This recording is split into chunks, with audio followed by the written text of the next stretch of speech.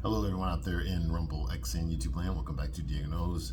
Of course, I'm Diego, and today we're going to talk some more about one of my favorite movies of all time, one of the best guy flicks ever made. It's definitely in my top three. Swingers, 1996, written by Jon Favreau. Okay, y'all know who Jon Favreau is. Okay, he's a world famous director. He's the one that kickstarted the Marvel universe, Marvel Cinematic Universe. He did Iron Man, the first Iron Man movie. He also did the second Iron Man movie. He also created The Mandalorian for Disney Plus, for Lucasfilm, before it went to shit. He's also an actor. You've seen him in a lot of things. He's in Deadpool and Wolverine. He's in that movie. Okay, he's got a lot of roles. He actually put himself in the Iron Man movies. He plays Happy Hogan, the chauffeur, okay, in those Iron Man movies, in the Avengers movies, in the Spider-Man movies, okay. He's a very famous guy. Okay, he also directed Elf, okay, Elf, that from like 10 years ago, Will Ferrell.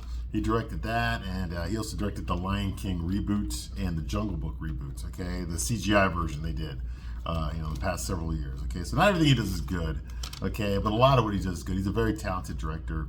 He wrote the screenplay for this. This was his baby all the way. Okay, this movie, however, was directed by a guy named Doug Liman, okay, who also directed The Bourne Identity, the first one, 2002. He also did Mr. and Mrs. Smith, not the original one from the 70s, the remake in 2005, the one that Brad Pitt destroyed his marriage over when he started his affair with Angelina Jolie. That one, Mr. and Mrs. Smith. I saw that movie when it came out, and I was a piece of shit back then.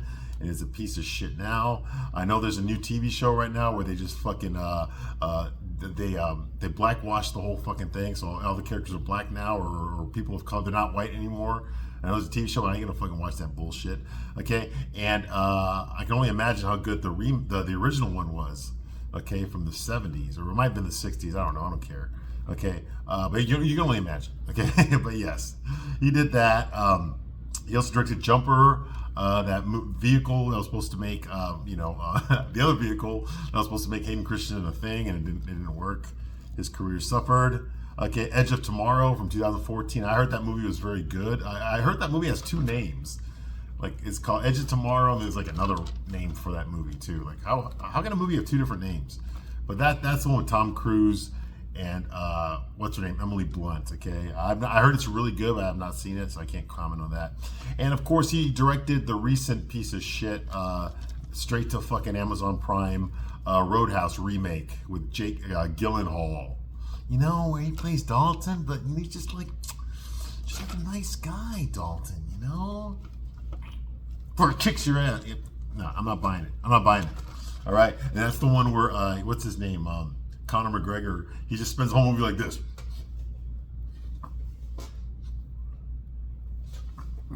Just like that, the whole fucking movie. Unbelievable. His range of acting is fucking is incredible.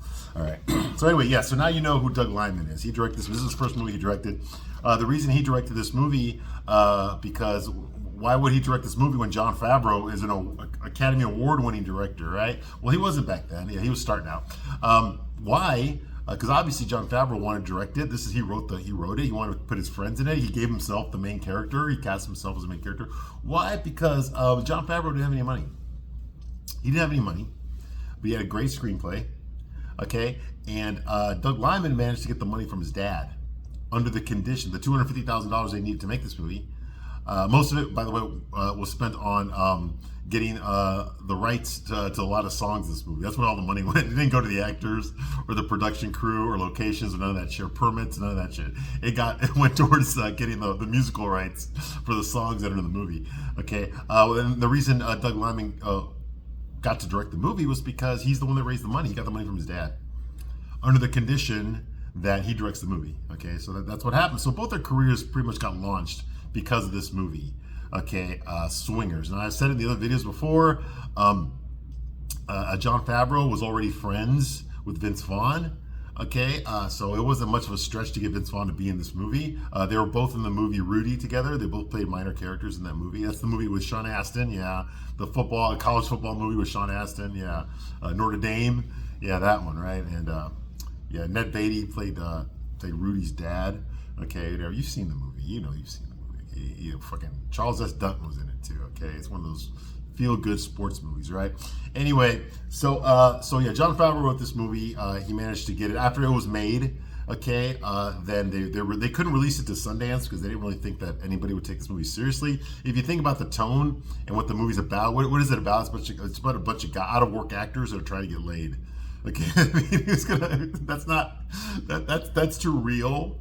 Okay, so it definitely has a market for this movie, but it's not artsy fartsy in the sense that Sundance or Cannes or anything like that is gonna fucking want this movie, because a lot of movies get sold there. Okay, Harvey Weinstein, being a fucking lecherous piece of crap that he is, okay, is always trying to get laid. He actually didn't have to try. He just the women came to him. He didn't have to try. Okay, he saw this movie and he loved it, so he offered him, a few million, like $5.5 million for this movie. So they saw, of course, that was more money than Jon Favreau had ever seen in his life. So of course they took it, they took the deal, and Bob Weinstein put it under the Miramax umbrella, which was doing all these independent artsy fartsy movies back then and winning lots of Academy Awards for it. Think like Shakespeare in Love, and Good Will Hunting, and so he bought the movie and he distributed it. And it was a big hit. It was a cult classic. Okay, pretty much every straight guy I know around my age has seen this movie. The movie's great. It's very quotable. A lot of good things in this movie. Very funny. Okay, and the fact that Jon Favreau, knowing that he's not a leading man, does not look like a leading man at all. He's kind of short. He's pudgy. He's got these rough features. Rugged features. He's not classically handsome. Okay, whereas his friend Vince Vaughn in the movie, he is classically handsome. He's tall. He's thin. Got a big forehead though, and he's got kind of this whiny, nasally voice, But a lot of the best alpha males have that whiny, nasally voice. If you think about it, look at a lot of the characters, especially like in mafia movies. If you think about characters that Robert De Niro plays, or think about like Joe Pesci plays, all of these characters he plays. They kind of got that voice, yes. Well, you're right by me, like that, And look at Tony Soprano. Look at James Gandolfini when he plays Tony Soprano. Hey, I'm gonna tell you right now, I'm gonna sell the pussy, and you're gonna do it like that. It's that whiny, nasally fucking voice, that the alpha males have, mostly in the Italian mobster movies. Okay, but yeah, Vince Vaughn has that. He has that. That's the only fault I can credit with him. Okay, in this movie is that I love his character. He plays the alpha male. He's a happy-go-lucky guy. He's full of walking self-confidence. He knows he's the bomb, and he's ready to party. He ain't ashamed to let you know that. Okay, he's always hitting on women. He loves being around women. He loves the attention. Okay, he loves just being good, and he's also a good friend. Okay, which is very rare. You're rarely gonna find a guy, an alpha guy like this, an alpha Chad like this, surrounded by a bunch of guys that just are kind of looking up to him. Okay, usually the alpha chads are surrounded by other alpha chads. Okay, they hang with their own. They don't surround themselves with a bunch of beta males. Okay, unless it's like an entourage or something like that. You see that all the time. But those guys are getting paid to be like Elvis had an entourage. It was called the Memphis Mafia. Okay, but those guys were paid to metaphorically suck his dick. Okay, and go with him everywhere he went.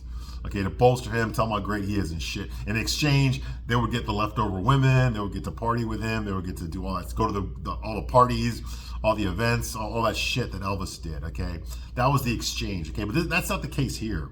Jon Favreau's character Mike Peters has nothing really to offer Trent. Okay, they're both out of work actors. They're both trying to get jobs. Okay, in the industry in Hollywood. Okay, so there's nothing that really Mike Peters can give Trent Walker. But there's a lot that Trent Walker can give Mike Peters, and the biggest thing about it is a dose of fucking nuts. Okay, because Mike Peters has no fucking self-confidence. He's crying about his ex-girlfriend who's already fucking somebody else. Okay, that he broke up with her to move to LA to become an actor. She's still in New York, fucking somebody else. He's still heartbroken about it. He's still, the whole movie, he's debating whether or not he should call her or wait for her to call him. He's not really sure. He can't move on. He's depressed. He's not getting all the roles that he wanted. He's very insecure about his career right now. He's debating going back to New York and trying to get her back, and of course he's talking this shit to every guy that will listen to him. Okay, it's pretty fucking, it's sad. I get it. In the beginning you feel that way. We all feel that way, especially right after a breakup when it wasn't your choice. But eventually you have to move on. Eventually you have to grow a pair. You got to realize that this ain't the only fucking bitch in the world. It's not. I know no chick flick is gonna tell you this, okay? No rom-com's gonna tell you this, but she's not the only chick in the world, okay?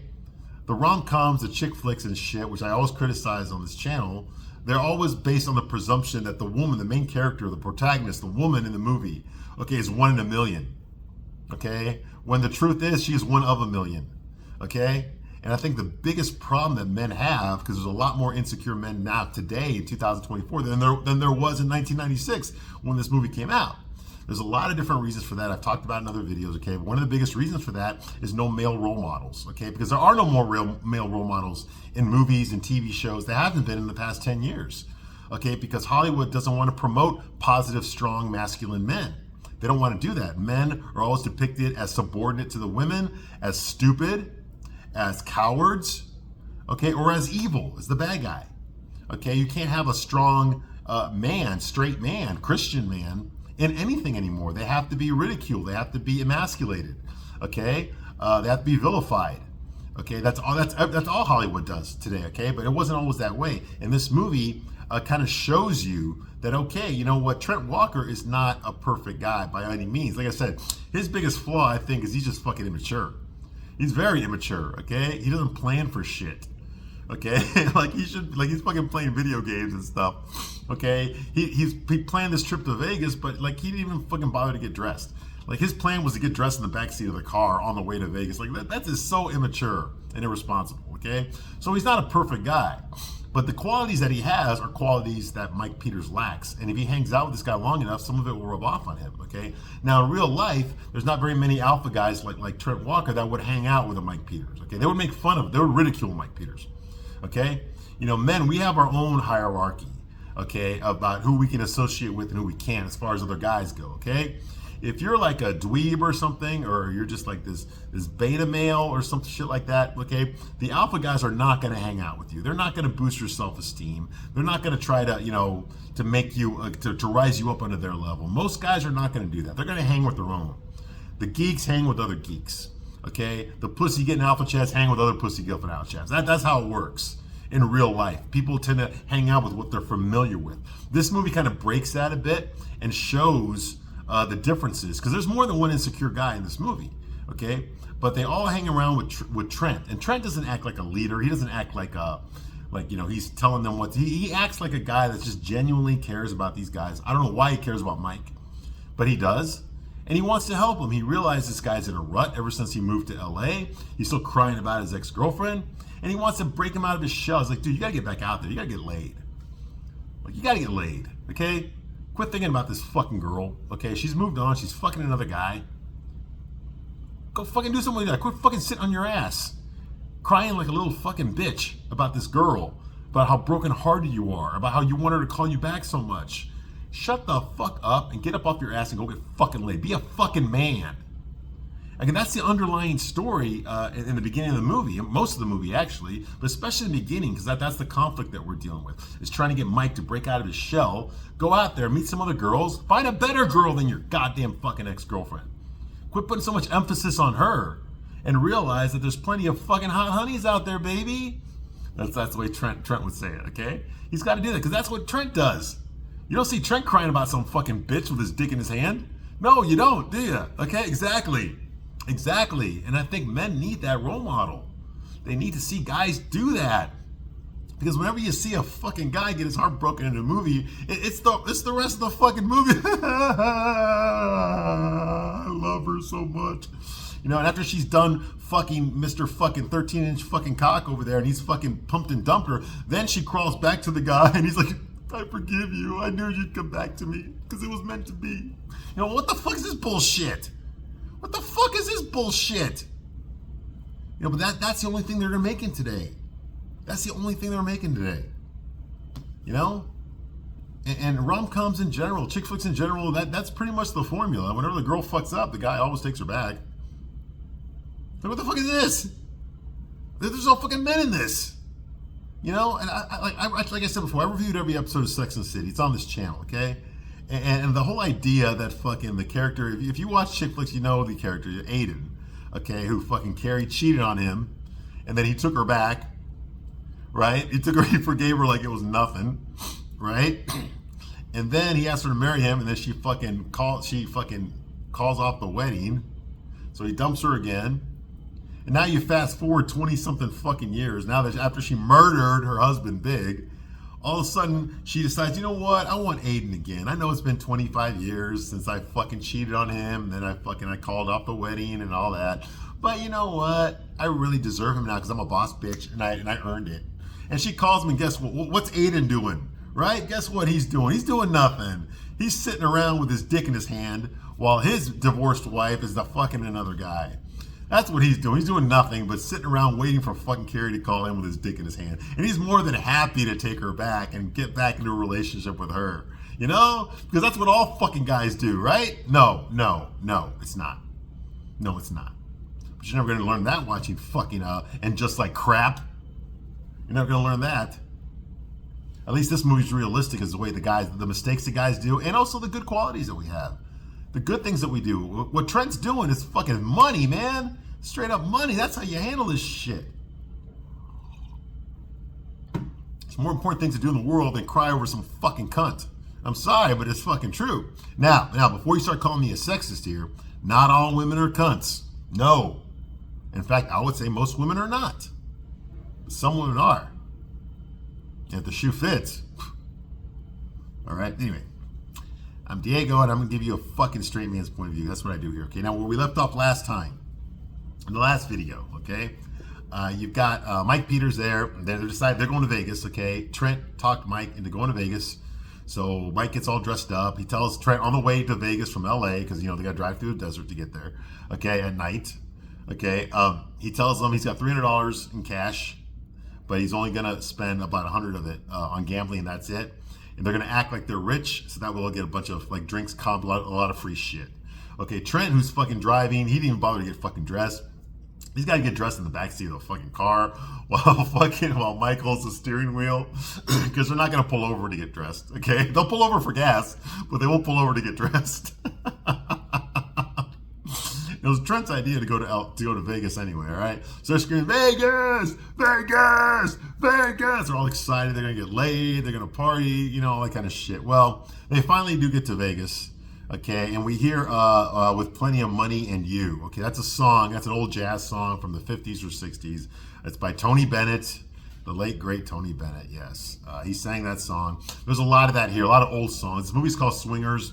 Has a lot to do with that era of the 30s, 40s, and 50s. I would say mostly the 40s, okay? But swing dancing was very popular in the 30s, and it caught on to white people in the 40s. But that's what they danced to during World War II, you know, and some in the 50s too. It was a precursor of what rock and roll dancing was in the 50s, okay? But swing dancing, you know, the guys had short hair. They wore those fucking bowling shirts that Charlie Sheen wore on Three and a Half Men, you know. The women wore skirts. They did their hair like fucking Lana Turner and shit, you know. Betty Grable, they had their hair like that, you know. Who else? Think like the whole Veronica Lake, that kind of thing. They had that kind of look. All right, the women had. A lot of the guys look like that in this movie. Even though it's supposed to take place in 1996, a lot of the guys are dressed like it's the 1940s. You know, they use slang words, okay, like the Rat Pack used in the 50s. You know, hey, baby, you're so money. We talk about your money. Look at me, man. I'm looking like the bomb here. You know, that was money, man. That was so money what you did, because you're money and I'm not. You're money, I'm not. You know, things like like, hey, baby, we're going to be at 5 honey by midnight, baby. You know, like stuff like that. This place is full of honeys. You know, like that. They talk like the Rat Pack, which is kind of funny, all right? So that's going on. They arrive in Vegas. You see all the exterior shots. Now, there's two parts of Vegas here. If you've ever been to Vegas, there's two parts of Vegas. There's Old Vegas and there's New Vegas. Okay, New Vegas is a strip. Okay, that's where I stayed when I went. That's the Bellagio. That's the Bally's. That's the Cosmopolitan next door. Okay, that's Frank Sinatra's restaurant. Okay, that's Caesar's Palace. Okay, all that is on the main strip. Okay, that's where all the tourists go. That's the big one. Okay, then you got Old Vegas, which is like this little strip where you can do like these, like you can ride on these things that like glide you over the whole thing. It's weird. I went there, you know. got nice little stores there and stuff. Those are also smaller casinos, but those are older casinos, like the Sands and stuff, like where Frank Sinatra used to sing. The ones the Mafia used to own. Those are all in the old Vegas, okay? Then you got that big hotel, the one that you saw in Cool World. That's right. I took a picture in front of that. That's right there. That's old Vegas, okay? Well, you see them drive through New Vegas, like past the Bellagio and all that, and Caesars. But they actually end up in old Vegas, okay? And they mention that when they get to the casino, like Mike is like, dude, what are we doing here, man? A bunch of old motherfuckers in here, a bunch of old old WT people here, And he tells them, and Trent tells them, hey, listen, we're gonna hang out here, okay? Okay, what do you want to do? You want to go to New Vegas? Why? Well, you want to go see the Pirates of the Caribbean or shit? We don't need that shit. That's for tourists, We need old school Vegas, So that's where they go. All right, they go to old Vegas, all right? They actually go to the Stardust Resort and Casino, okay? And Mike doesn't like old Vegas, okay? He wants New Vegas, like I said. Trent's like, you don't want that Pirates of the Caribbean crap. You want old school. I mean, look at the babies that are here, And Mike's like, there's only skanks here, Trent. Only skanks, work. Because they're talking about the waitresses are always hot, right? Those hot young ladies. He's like, there's only skanks here, Trent. Only a skank would work the 12 to 6 shift on a Wednesday night. Hey, these girls, they got to do something, right? To pay for their college, right? Excuse me. All right, anyway. So Trent flirts with the waitress there. It's a hot blonde girl. We never actually find out her name in the movie, okay? And Mike is very insecure around girls, around being in Vegas, around rich people, just being in the casino. He's also insecure around Trent because he knows that Trent is very affable, okay? He makes friends very easy, okay? He's got an outgoing personality, okay? He's not insecure at all. He's very confident. He'll talk to anybody. He'll make a joke. He'll flirt. He'll look a hot girl straight in the eyes, and make a little joke. That kind of thing. He doesn't care if the girl likes him or not. He has no problem doing that. That's why it doesn't matter if he gets rejected, because he'll just go on and he's doing that with every girl. Even the girls that like him, he's still going to do it to other girls. You see what I mean? Whereas, Mike is very single mom raised. You can tell, like, oh my God, no, don't make eye contact with her. That's practically sexual assault. You ask her permission before you can touch her. Stand back over here. That way she doesn't feel threatened by your presence. That kind of shit. Which is fucking. You can't act natural when you're going by all that shit. He wants to come across as a gentleman. He wants to come across as very proper, which I know you're in fucking Vegas. Who gives a shit about proper in fucking Vegas, okay? You think the women act proper? No, they're over here fucking getting filled out like an application, okay? They're not proper either, okay? So what the fuck should you be? Okay, anyway. So Trent flirts with a waitress, okay? Mike is very insecure, and he's also kind of like shocked at how easy it is for Trent to flirt with girls, because it's not easy for Mike to flirt with girls at all, He's like, what you did, man, Mike, Trent, that was not cool what you did, man. That's not cool. And Trent's like, well, what are you talking about? She smiled. Did you see her face? She smiled at my little joke. What are you worried about? Like, we're going to get laid. Shut the fuck up. What are you crying about? So he's telling her that, He said, look at her. He goes, look at you. I mean, look at her, man. She looks great. Look at you. Look at you, man. You look great, man. Look at me, man. Look at me. I'm looking like, I'm looking like the bomb. I'm money, man, and you're money. I look like money. Like the bomb. We're going to get laid tonight. What the fuck is your problem? That kind of thing, All right. So next scene, Mike nervously, he goes up to one of the tables, okay, and he's very nervous, okay, like I say, he can only afford to lose $100. He goes up the table, he finds out it's a $100 minimum, okay, or it's a $300 minimum. So he cashes in his chips, okay, and instead of $100, he gets nervous, he gives the whole $300 to the guy, okay. So the guy trades in $300, counts it in front of him because Mike's too nervous to count it, okay, and gives him 3 chips, okay, 3 chips, okay, for that for all that money that Mike brought, $300, he only gets 3 little chips. Now he feels like he's a low stakes player, okay? Like a loser. He feels like a loser, okay? So that's going on here. And then Mike fucks up trying to order scotch, okay? The waitress comes back He's like, okay, for me, I'll have a Scotch, a single malt, Glenmorangie, Glenlivet, Glenfiddich, any Glen, you know that kind of thing, because he fucking, he wants to act like he's rich. Because rich people drink Scotch, single malt Scotch. They don't drink that fucking Johnny Walker bullshit, okay? Or Dewar's, or anything. They drink the fucking hard shit, okay? The Glenfiddich. Okay, my personal favorite when I drank Scotch was Glenlivet. Okay, those who've ever served me at a bar know that was my fucking shot. That was Glenlivet. Okay, 12 years. Okay, I don't drink it. I haven't drank it in a long time. Okay, but when I used to, that was it. It was Glenlivet Scotch. Okay, single malt all the fucking way. All right. So anyway, he tries to order that because he knows that's what rich men with money, order. But he fucks it all up. So he comes across as beta male, which he is. Okay, but he's trying to act like like he's sophisticated, like he's cultured. Trying to impress the waitress. Okay, because she's hot. All right, Mike doubles down on his bet, okay, and he ends up losing $200 right away at the table. Remember, he said before he got there, he can only afford to lose $100, right? Because he only brought $300. Instead, he already lost $200 just like that. Okay, so he doesn't know what the fuck he's doing. So he has no choice but to gamble at the low stakes table. So he goes to the low stake table. That's where all the old ladies, and the overweight cowboys and shit. That's where they're sitting. Okay, the hot girls were sitting at the high stakes table, but now he's sitting there with like the old ladies and shit. Okay, and he bets. He bets there. Okay. Anyway, so Mike is pissed off. Okay, he watches this old lady win all this money. Now that old lady is actually played by his real life mother. Yeah, he put her in the movie. Okay. That's why she kind of looks like him in a little bit, all right? But anyway, in this scene, she wins all this money, and the hotel, the casino manager offers to buy her breakfast and give her all this VIP treatment, and of course, fucking Mike's just looking at her like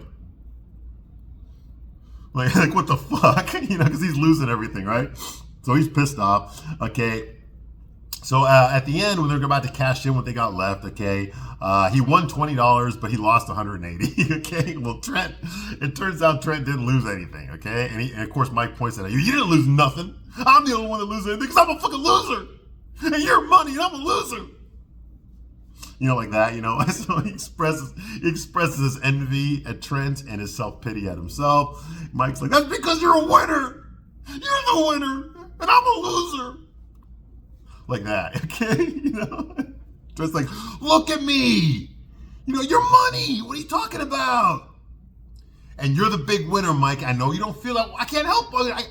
I got lucky on the craps table. Okay? So I'm not as down as much as you are. I got lucky. What do you want me to do? Okay, quit calling yourself a loser. You're a winner. You know what, Mikey? You're a winner. Yeah, hey, Mikey, look at me, Mikey. Look at me. Who's the big winner tonight, Mikey? Who's the big winner tonight? You know who the big winner is? You want to know who the big winner is? It's Mikey! Mikey's the big winner! Mikey wins! It's so fucking it's so fucked up, but it's true. It's so fucking true. Vince Vaughn just sells this movie, man. You can't take your eyes off of him on the screen, man. He's great, Now, to be honest with you, most guys do not express their envy out loud. Okay, realistically, a guy like Mike would not tell Trent that he's jealous of him, right? Like that, that you're so good and I'm shit, They wouldn't do that out loud. Okay, Mike has no idea how lucky he is to have a friend like Trent. Like I said, realistically, a guy like Trent wouldn't be friends with Mike. Okay, wouldn't want nothing to do with him. Okay, honestly, because at best he would just bring him and his alpha male friends down, and they don't need that negativity. Okay, when him and his friends are all being positive, you see what I mean? He'll be dragging them down. He doesn't want a guy like that around him. But in this movie, it's different. He actually likes Mike and respects Mike, despite the fact that Mike doesn't even respect himself. Okay, so he's over there, trying to bolster him, trying to lift up his confidence. Tell him he's great, man. Hey, you're fucking hot shit, man. Quit feeling sorry for yourself. Quit being down, dude. Come on, let's get you out of this funk, man. Let's get you laid. That kind of thing. Which that's something a true friend does. A true friend would do that. So Mike doesn't realize how lucky he is to have a friend like Trent. Okay, I wish I had a friend like that. I mean, I've been that friend before, but only very few times in my life have I had a friend like that. I can think of one or two in my life. But that's the truth. You need guys like that because only guys understand other guys. And only guys can help other guys with guy problems. Women can't. So you need a guy like Trent. All right. And I like that. I like that they portray that very well in this movie. Okay. Okay, so Trent tries to flirt with the waitress again. Okay, and he orders a scotch. Okay, and Mike turns into all of a sudden Mike turns into a fucking male feminist. You know, and Trent has a lot of self confidence, and Mike wants some of that as well. Okay, so Trent's like, the honeys are bringing us cocktails. What is your problem, Mikey? She wants to party. Look at her face, man. She wants to party. See the way I talk to her? She wants to party, man. We're money, I'm telling you. What are you so upset about? This is what we came here for. And Mike's like, look, man, she likes you, man. She don't like me. He's like, so what? Daddy's gonna get her to bring one of her fucking hot friends along. No problem, man. Either you can hook up with her hot friend or you can hook up with her. I don't give a shit.